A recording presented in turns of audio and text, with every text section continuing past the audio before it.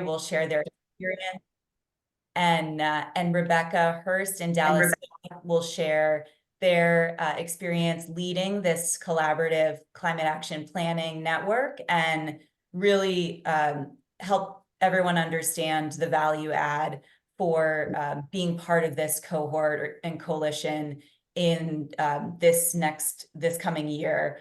So I think I will turn it over first to Rebecca and Dallas to share the on the collaborative climate action planning program, and then we'll pass it to Ari and Nick to share their experience as one of the cohort members.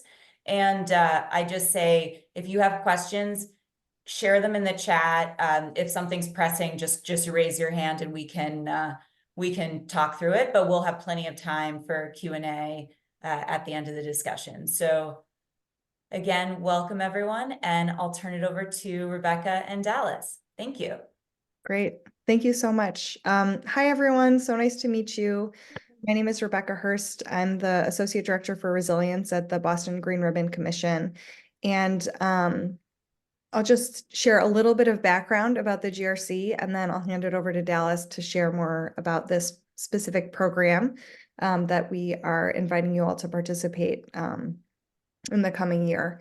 So the Boston Green Ribbon Commission is a network of organizations and institutions in Boston. Can everybody mute? I think we're having some... I just found it. I muted it. I have the power. You have the power. I did. So the Boston Green Ribbon Commission is a network of institutions and CEOs in Boston of some of the biggest landowners in Boston, like the hospitals, higher ed. Sorry, I'll stop. I thought I had the overview for you. Go ahead, Rebecca. Yeah, no worries.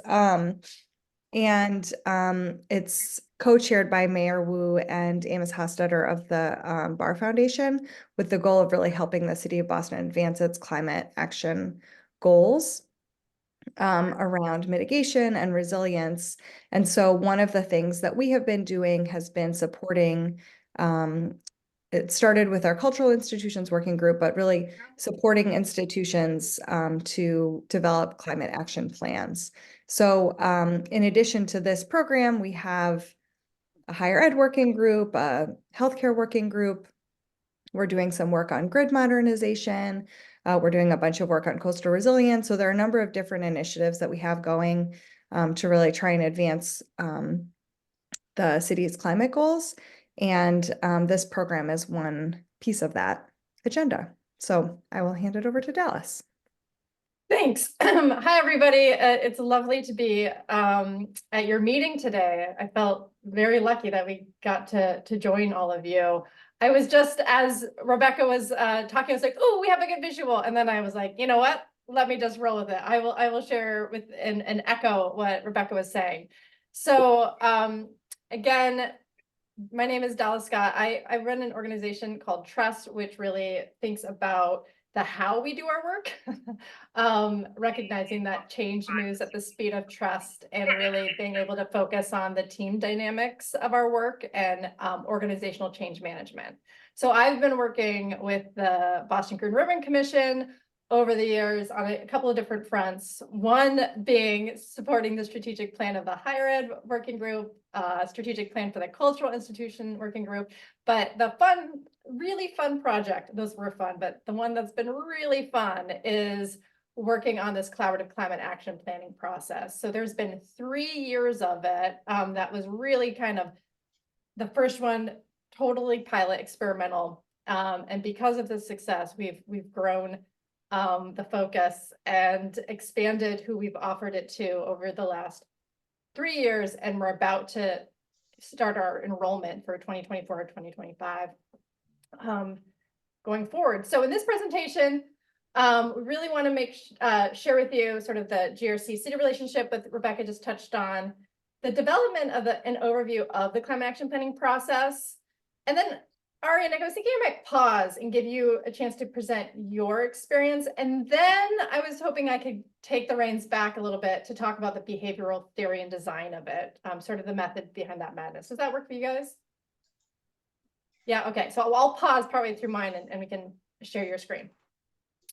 So as Rebecca was saying, you know, the city of Boston has a climate action plan, right? So there's the mitigation goals, the climate preparedness happening, and the need for this equitable transition of how we transition to a more sustainable and climate ready Boston. Yet the city doesn't own even a portion of it that would really make the impact that is needed to meet these goals, right? It's owned by organizations like yours and hospitals and universities and real estate. So like those are the things of why having a planning process like this can give people the resources to prepare in support of the city and within their organizations. So really, how do we accelerate the implementation of the city's climate action plan? Right? Convening, organizing, and enabling. And what I really like about this climate action planning process, it is all three of those. It's the convening, it's creating structure and organization, and it's enabling and really developing the skill set and capacity of the people who join to do this work in real time. So a bit of the program overview. We have had a lovely and diverse group of organizations take part. Everywhere from a Riverside Boat Club to Suffolk University, the Museum of Fine Arts, and then we see the Fenway CDC here. We've been able to really work with these different sized organizations who have all been able to use the structure and process to develop a climate action plan draft that works for their organization. If we look at it by the numbers, what does this look like? What you would be committing to is a 9-month process. It used to be 12 months, but we've shifted it to 9 because we are a iterative living, breathing program where we take feedback from our participants every year and adjust. We encourage 2 staff members to act as climate action liaisons and leads because that can help with the, ensuring that there's representation in these monthly meetings.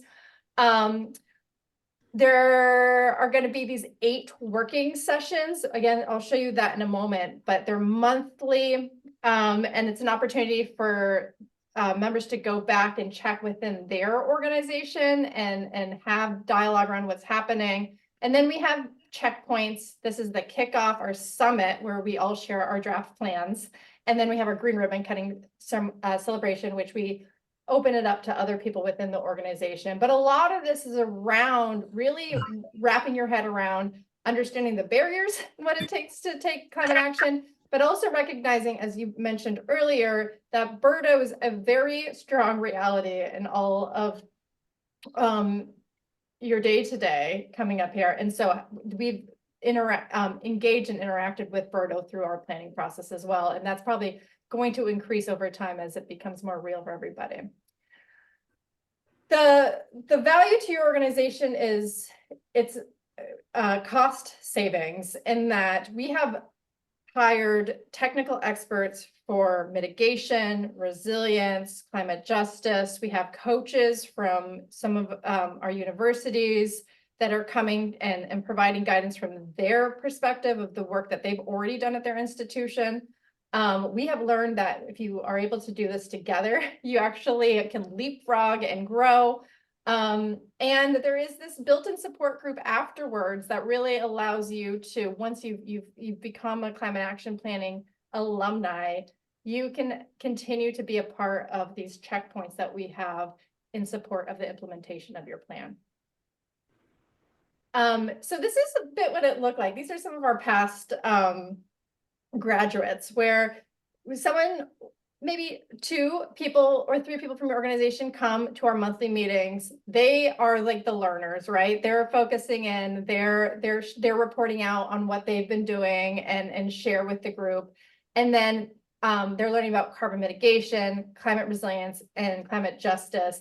And then they get to bring that back and be the content and climate leaders for their organization, sharing what they're learning, sharing what the requirements might be for BERDO, sharing all of the elements of what it would mean to have a robust plan and bringing it back to the organization and learning and providing that learning experience to everybody else, because the goal is to have a climate action plan at the end where people are informed and also knowing how to engage and have buy-in in their plan as well.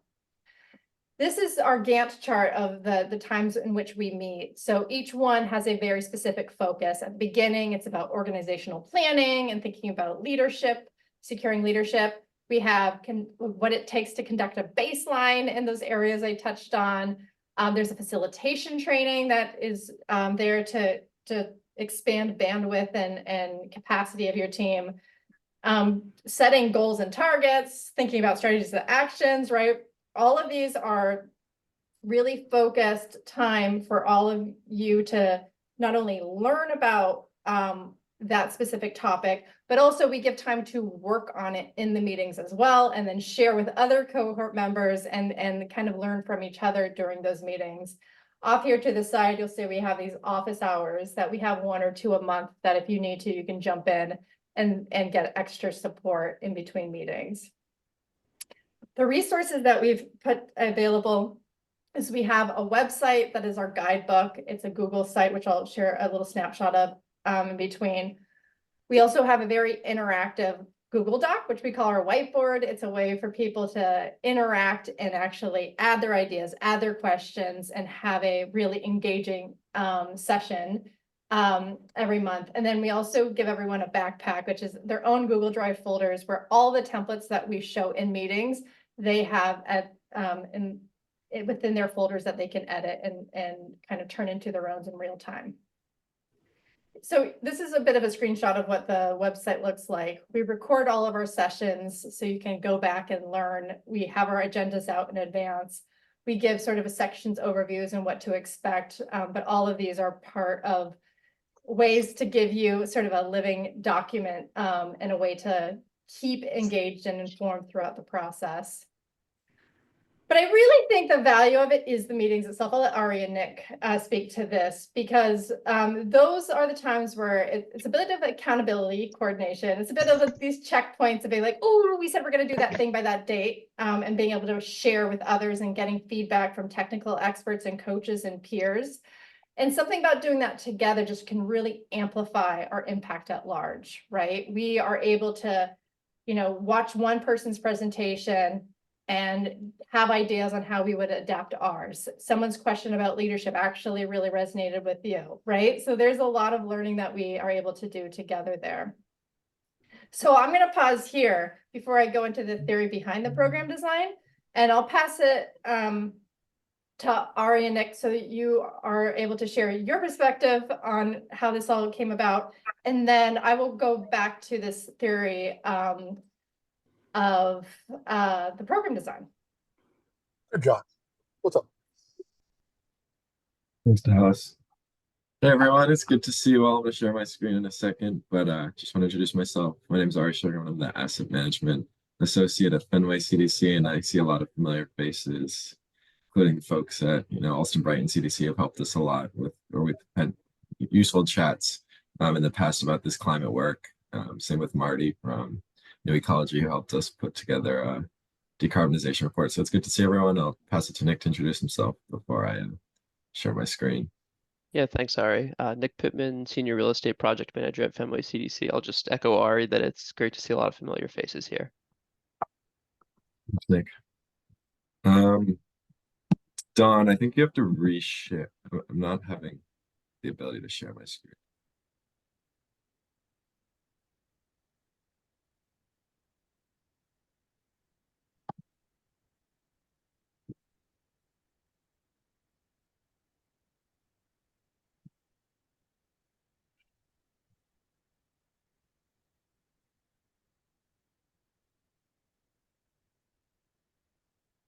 Oh, there we go.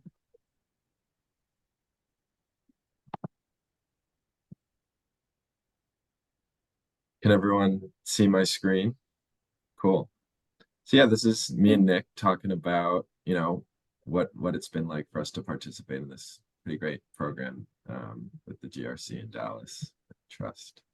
So what kind of motivated us to participate in the first place? You know, obviously we would like to come up with a climate action plan for Fenway C, as the kind of title indicates, but you know, we've been doing quite a bit of work as it relates to climate change as an organization, but it was a bit disorganized, I guess.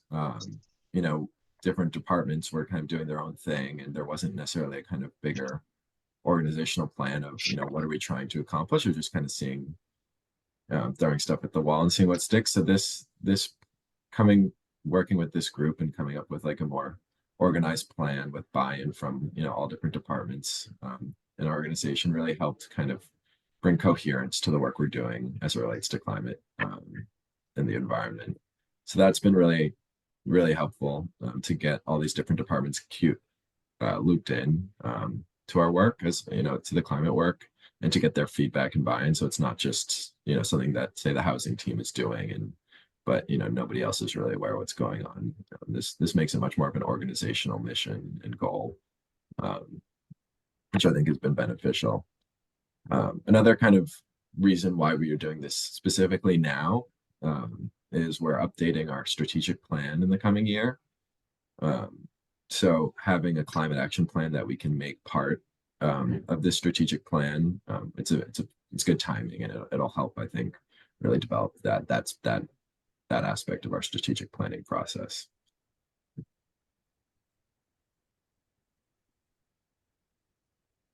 Some highlights from our experience. We received a lot of guidance coming up with like the organizational structure that will help us to create this plan. We received guidance on coming up with Fenway CDC's Climate Action Planning Working Group. So this is a cohort of people in our organization, one or two people from each department who now meet monthly to discuss how we're kind of going to create this climate action plan for our organization. And that hadn't been something we had thought of in the past, but prior to joining this working group, and where we got kind of some feedback on these are kind of ways to get organizational buy-in, and you know, make this a real kind of organizational change. So that's been great to kind of come up with this climate action planning working group with the support of the cohort. We also received a bunch of kind of technical support and useful information as related to coming up with baseline for Fenway CDC. So we came up with the baseline of, you know, what are our emissions at each of our properties, you know, where are we at in terms of resiliency, where are we at in terms of climate justice.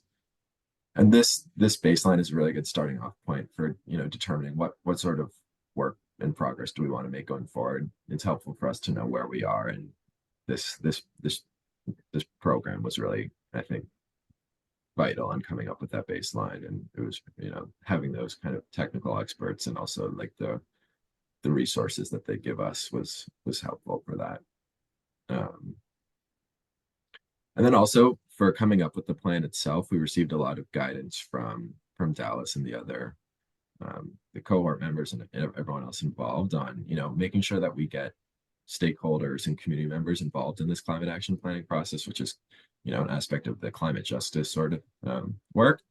So, you know, we received feedback on who to invite to meetings, how to structure meetings. You know, we received templates for our agendas to come up with, you know, ways to have a stakeholder and community members have voices in this climate action planning process, you know, because a lot of this work, you know, it involves our residents, involves other community members, and, you know, our people we work with, such as property management, and they need to be involved in these kind of decisions we're making. So having that guidance on how to incorporate their feedback into this process has been really helpful.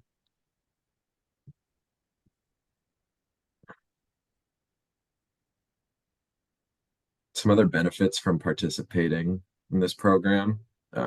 You know, obviously there's a lot of pretty cool organizations that we're meeting with monthly. And I think it's been really great to get to know these people who work at these organizations, learn about the work they do more broadly, but also as it relates to climate change, and, you know, just get their kind of, you know, it's helpful to see what they're doing and kind of learn from what they're trying to accomplish as well.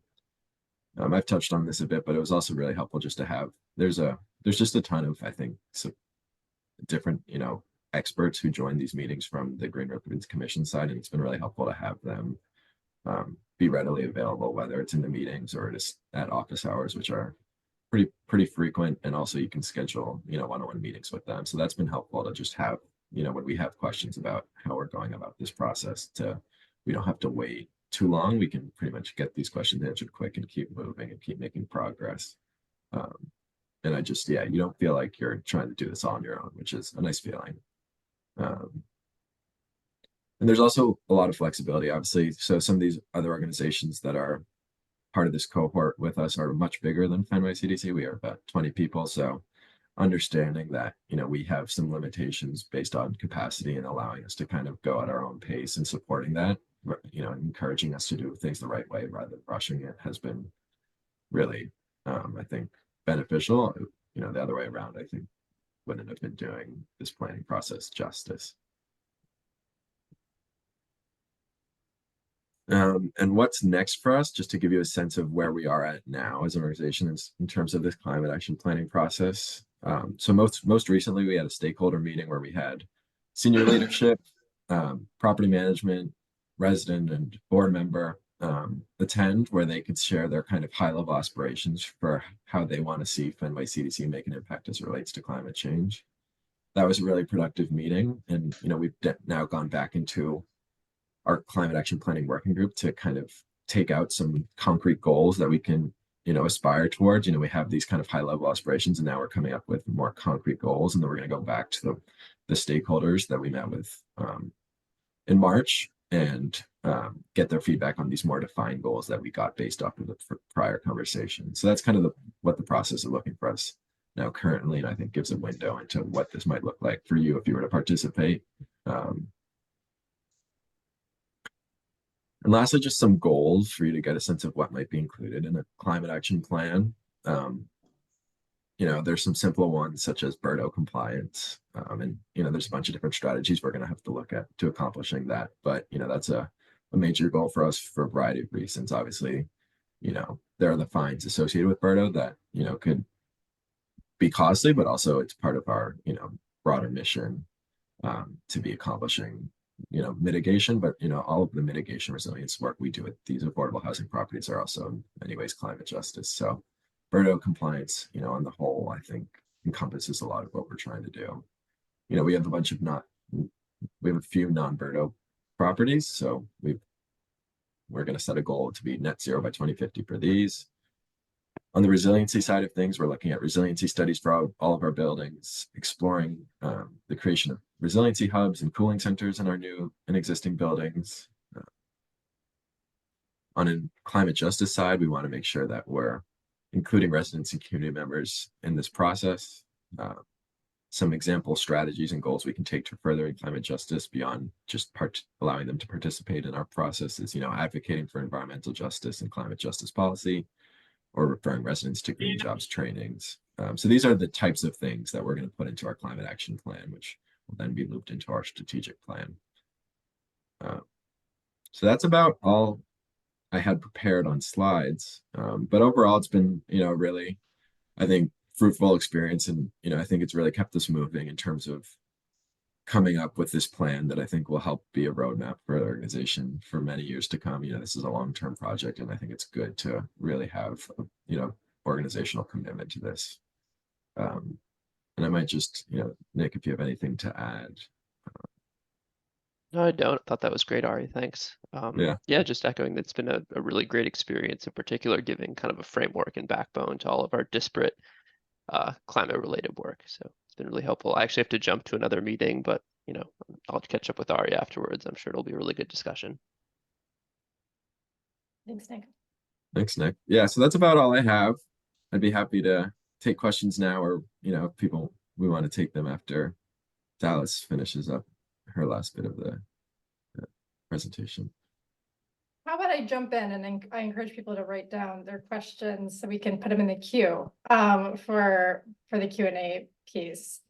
Yeah, thank you, Ari. And I want to just really echo what Ari's saying, that I have no doubt that all of you within your organizations are kind of chipping away at the sustainability or BERDO or climate action in these different ways. And one of the value of doing this climate action planning process is you get to actually see it all come together. It becomes less of like this like set of sticky notes all over your desk of things you need to do, and more into like a shared plan, shared strategy, and a sort of disbursement of ownership of how this will actually get done based on skill sets within your organization, right? So I'm going to tell you a little bit more about the theory behind the program design.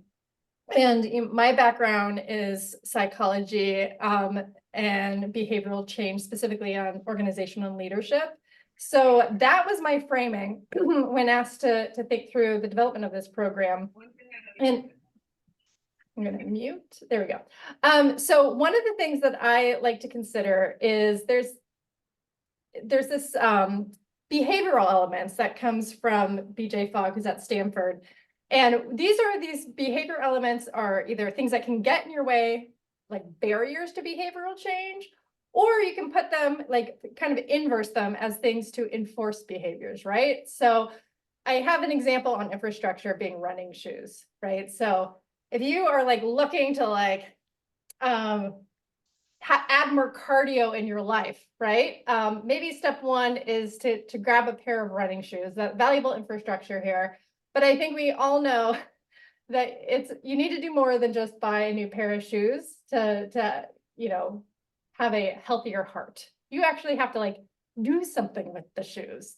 And a lot of the things that we were seeing out there, right? And actually it was lovely working with John and Amy who are with the GRC as well, because they had a very detailed, this is how you do a climate action plan in a Word doc.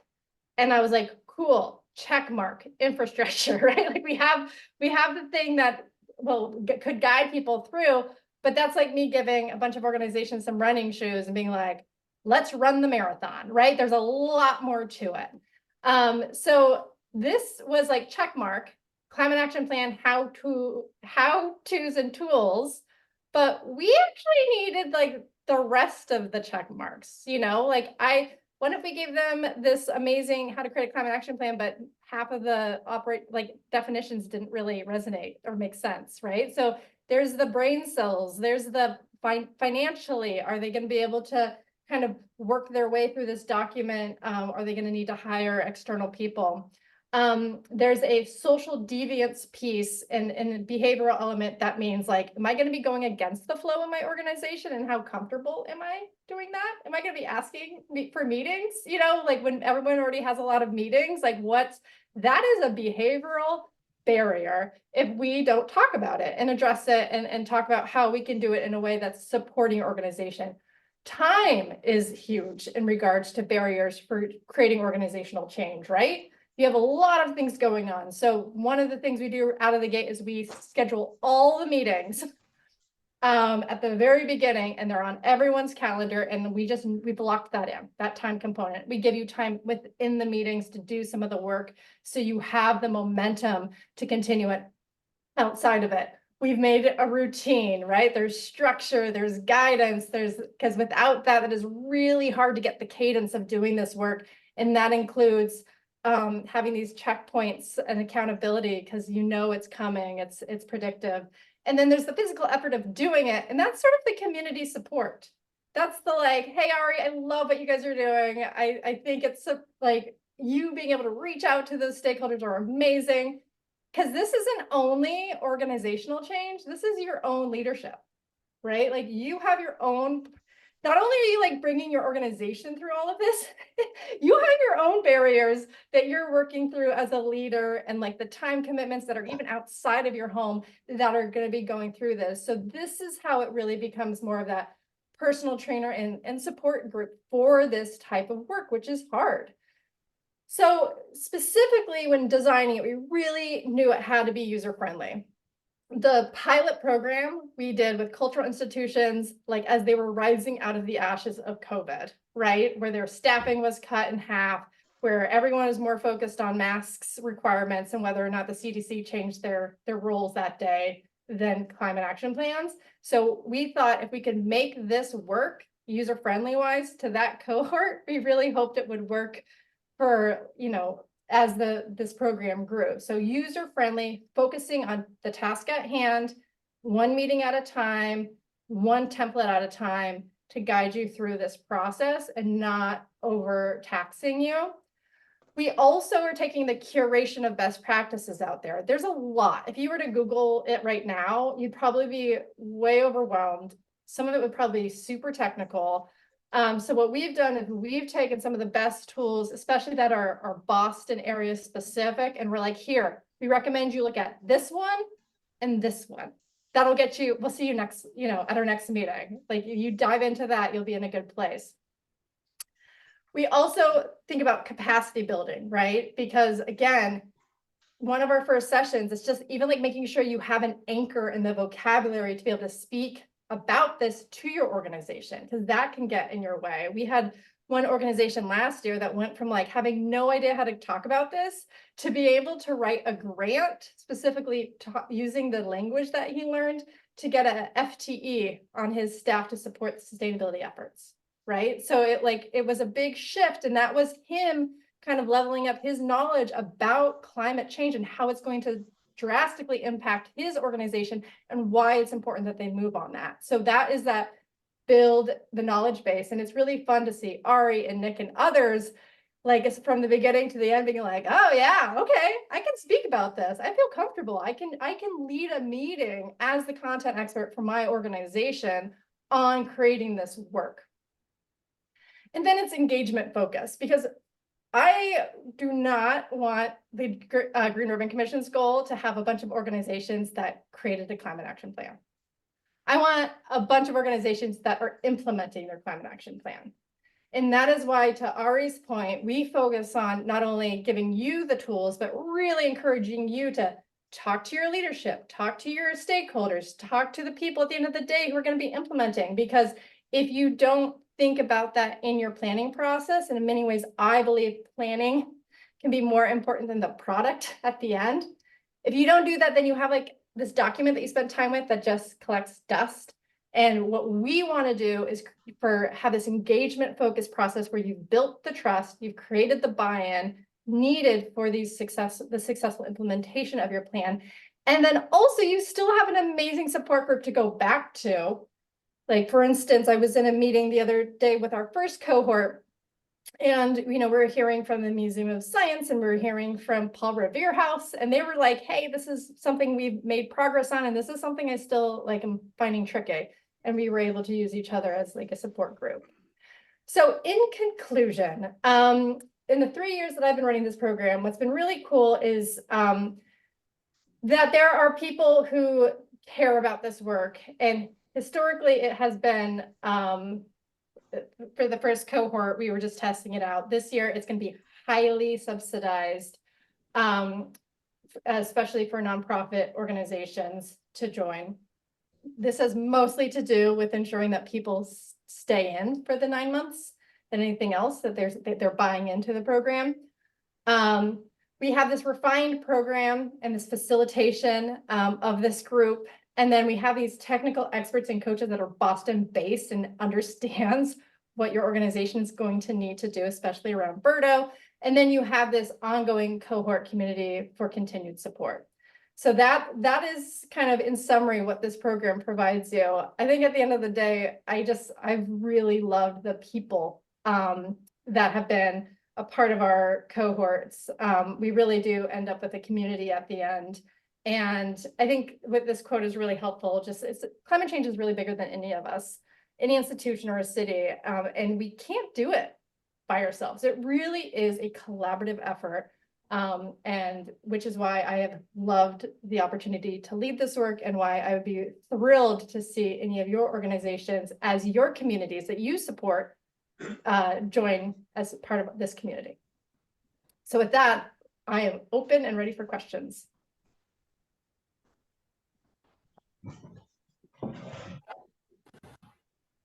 Who would like to start?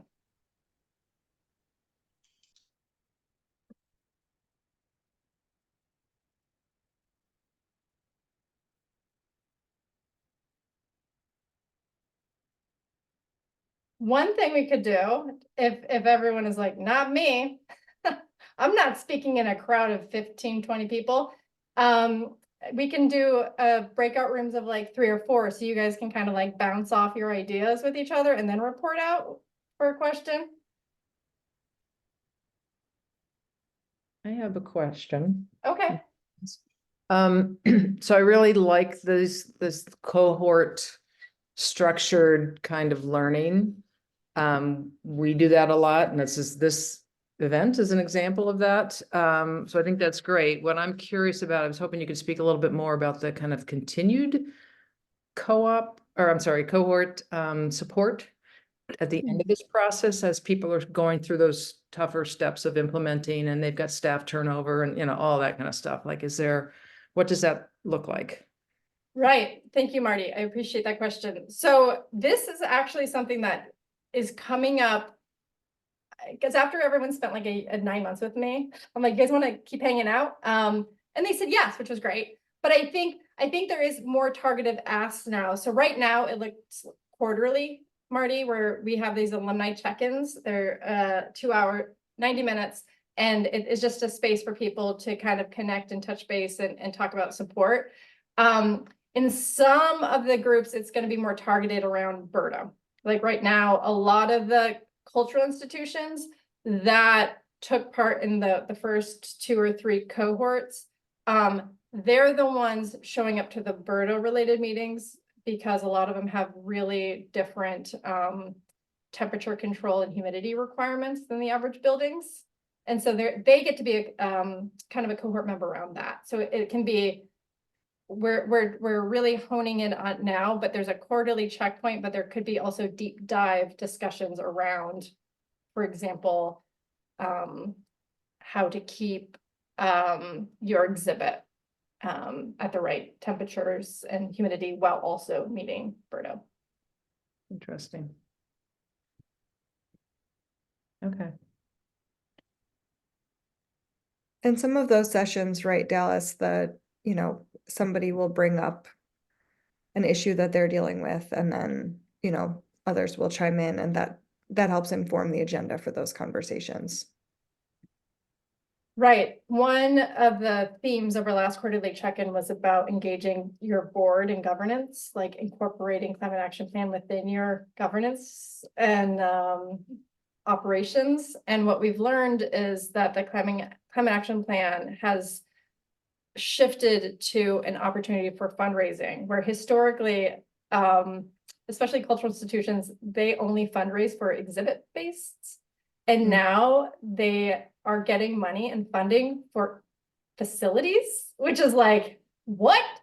But they're able to articulate why and how it's connected to meeting their climate action goals. And people are much more interested in that than saying they need a new efficient boiler. Same thing in many ways, but they can articulate how it's all connected to the bigger picture,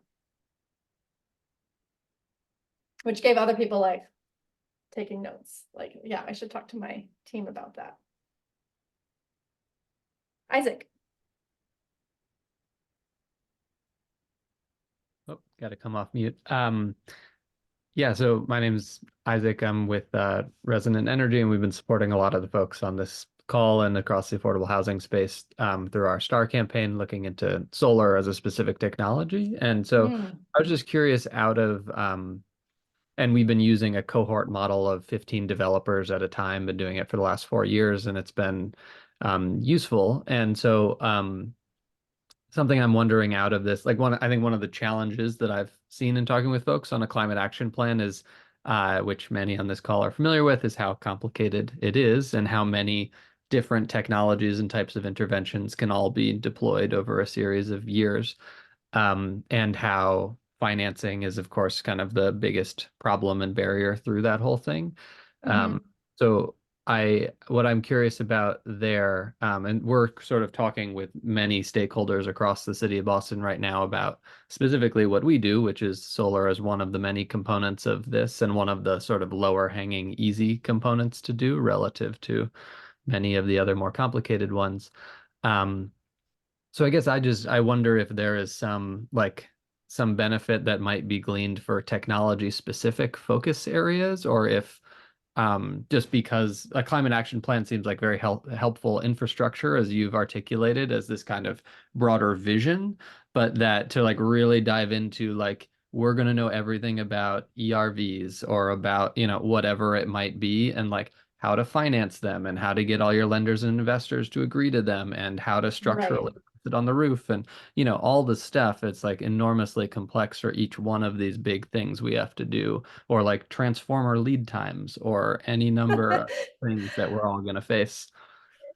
Yeah, I think that all those words that you just said right now are the reasons why people are like, nope, no thanks, we're good. Because it is a lot. And so, you know, I'll look to Ari also to answer this. It's like, it really is this version of your climate action plan is like actually being able to kind of take an inventory of what is possible and what's needed, and to like give it their space that you can all look at one point and be like, whoa, all right, and recognize some of these are things that you're like, whoa, we are like making segue on this. This is stuff we're already doing great. Like we can put this in our plan, but also as something that we are currently working on. There are going to be certain things that we need to spend more time and potentially money understanding. But like, how do you talk to your organization or your CFO about that if you like don't have that vision for it? You know, unless there's like someone like from your organization that's like, hey, you really need to focus on this. But we really wanted to like look at the big picture. And the other thing is we wanted to be strategic. So for example, we're working with the ICA. They are working with like a very focused consultant, being like, we can get you a super efficient boiler. And they're like, amazing. They were offering a very efficient gas boiler that would lock them into carbon for another 30 years. And we're like, pump the brakes, dude. That's not going to get you to where you need to go. It's right. That's a very focused thing. But if you actually zoom out, it's not going to help them meet their climate action plan. So when we're doing the strategic together, Ari can think about, okay, mitigation. Yep. But we're also thinking about resilience. So we want to replace it to higher efficient, but we also want to place it not in the flood area of our buildings. And then he's also, because of this whole strategic planning process, is thinking about environmental justice. So is there a local business, minority, women-owned business that can support this work, right? So in every decision that they make, there is a sort of this 3 framework that is going to set them up for a just transition, and not just like one, instead of project specific, it's programmatic. And I think that's by the end what we're hoping for. And a lot of our organizations, they end, and this is what I look for, their draft of a climate action plan, because they know there's a lot more dialogue and discussion that would happen within their organization as it becomes integrated into their organization's day-to-day operations. I can also touch on that question, Isaac. I think it's a good one. As it relates to kind of the more tech specific parts of the climate action plan, I think, you know, as Dallas alluded, our climate action plan is a bit bigger picture. You saw some of our goals were like comply with BERDO. And then, you know, the strategies we're going to have is going to be, you know, get decarbonization reports, which we've already started doing for our buildings. And that's going to really, I think, help us get some of these answers to really make those strides towards decarbonization of our properties. But it's not necessarily what's going into the broader climate action plan. They're kind of guiding us towards doing that kind of more specific work to achieve the goals, if that makes sense. Yeah, absolutely. And I hope my statement didn't come across as you know, like I think the big picture planning makes total sense. And I can see, especially at large multi-stakeholder organizations, getting CFOs on board, having that broader thesis and some of the training and lens for how to go about the work. I think all seems great. So I think it's really cool and impressive and important work that the city and you all are taking on in the process. And I think where my brain goes is like, obviously gas boilers, we don't want anything really to do with if we cannot use them. But I think, you know, if we think about like for most buildings, there's going to be different issues, as you noted, like, you know, presentation space for your museum stuff, and whatever. Everybody's going to have their unique problems, or an ice skating rink with, which we've been talking with Urban Edge and JP, and like, anyway, all sorts of other fun and interesting building problems. That being said, I think that we just completed a citywide assessment of solar for the Boston Housing Authority over the past year, which we're about to wrap up. And a lot of the conversations with them are trying to think about, are more technology specific, which are like, we're going to buy a ton of heat pumps, a ton of solar panels, and a ton of transformers, and like rewire half the city. And there has to be smart ways for us to go about planning and procurement for all of that. That's not just every individual person going and finding their own MBE contractor. And like, we just had the only 2 major electrical contractors that are MBEs in the city just declared bankruptcy in the last 6 months. So like, trying to That's dive fair. into- Yeah, Isaac, I appreciate that. And I'm just saying, when I touched on that, is that those gears are turning, right? And as an option. And I think the purpose is to be able to think through like a community lens of doing this work, right? We're working with the pilot house that's in, the north end of Boston. And like, if they only think about themselves, like, that's actually not a neighborhood approach in how to think about this work. And I think that's the shift. That's the thinking. And that's the benefit of kind of the working together piece. And then also being able to identify partners like Resonant Energy that is thinking collaboratively about the decarbonization of their buildings, right? And I think that is part of it. I think majority of the people who started our program, it is just gridlock. If I think about that behavioral element, there's just so much out there. And because of BERDO, I don't know if you guys are feeling this way, but people are getting lots and lots of phone calls from just all different types of vendors saying, hey, we can help you with this. And they don't know who to go to. And they're all using language that's not super familiar. And that can be overwhelming, and it can make you just like want to just stop completely. So our goal is to create the momentum, create the vocabulary, and create a community where you can say, hey, what are you guys using? What's working for you? I really want to make progress in this space. Rebecca, do you have any other thoughts from your perspective? I think the other thing to add is that if there are specific things that multiple people in the cohort are interested in, we're happy to like pull them together and get additional resources for those things. So if we found within the cohort that there were like, half a dozen people who were like, we really want to be thinking about solar and how can we do this? We'd be like, okay, great. Let's, try and think about this.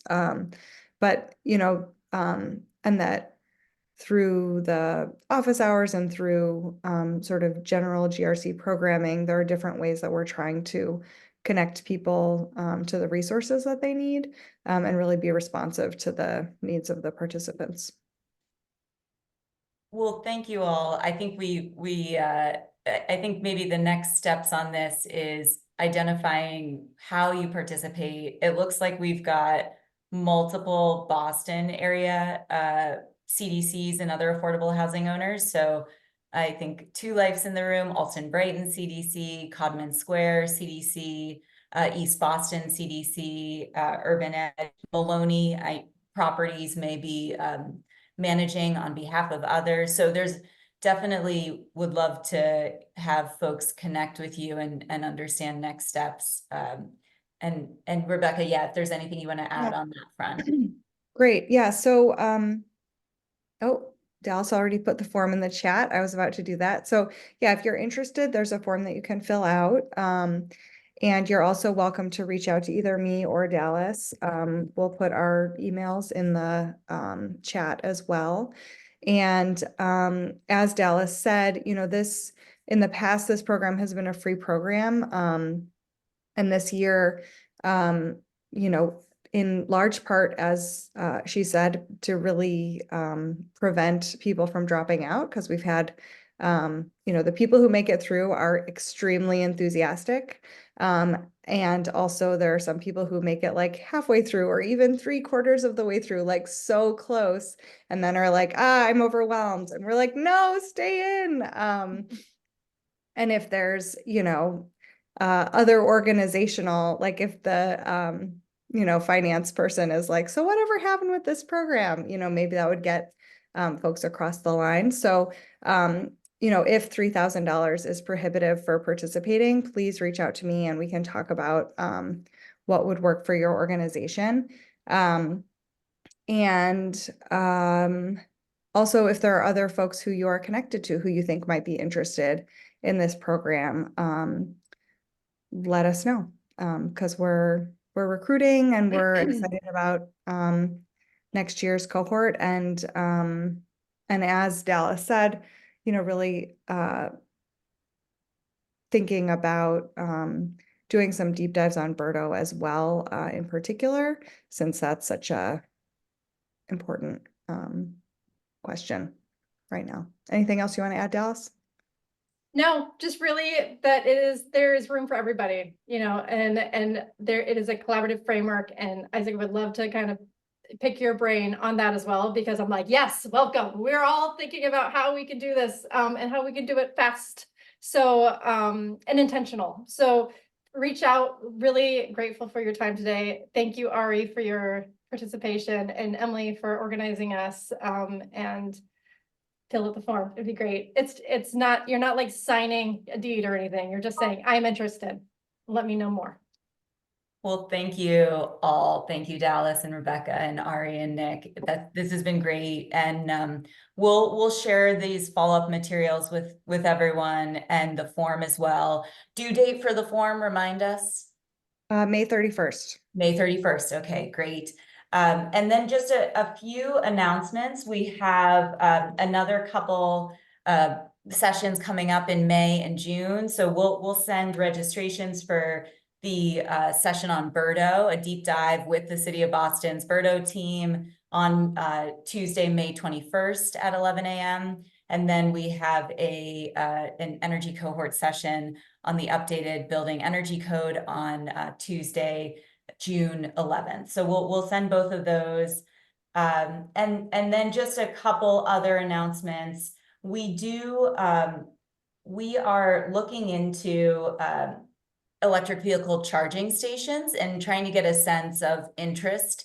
If your organization has already installed EV charging stations, if you're planning on doing it in the next few years, we have a survey that we want to share with the energy cohort and get a sense of potential technical financial support that's needed. That's a LISC and Green Energy Consumers Alliance are going to be putting in an application to try to get support for that for partners. So we'll send that along. MAPC has a climate resilience survey. They're developing a mass climate resilience playbook, and they want affordable housing partners to inform and shape that. So we'll also send that around. I think everything's due basically either the end of this month or the end of May for this survey that we mentioned. And then just one other announcement. We at LISC will be hiring a Green Homes Program Officer. That's going to be posted next month.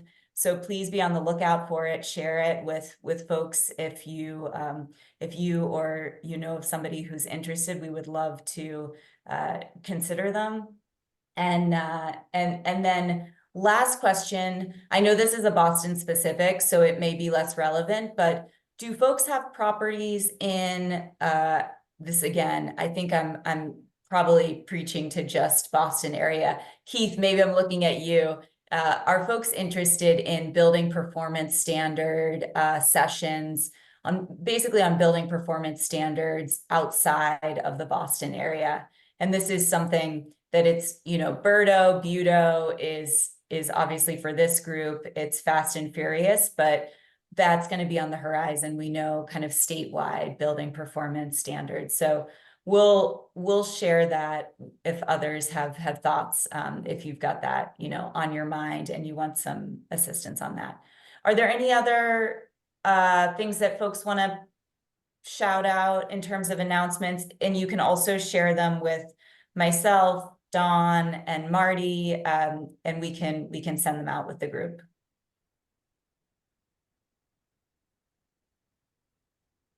Okay, well, thank you all for joining us today, and hope you have a lovely rest of your Earth Week. And we'll be in touch. We'll see you in next month, and we'll do a deeper dive on BERDO and beyond. So thanks, everyone.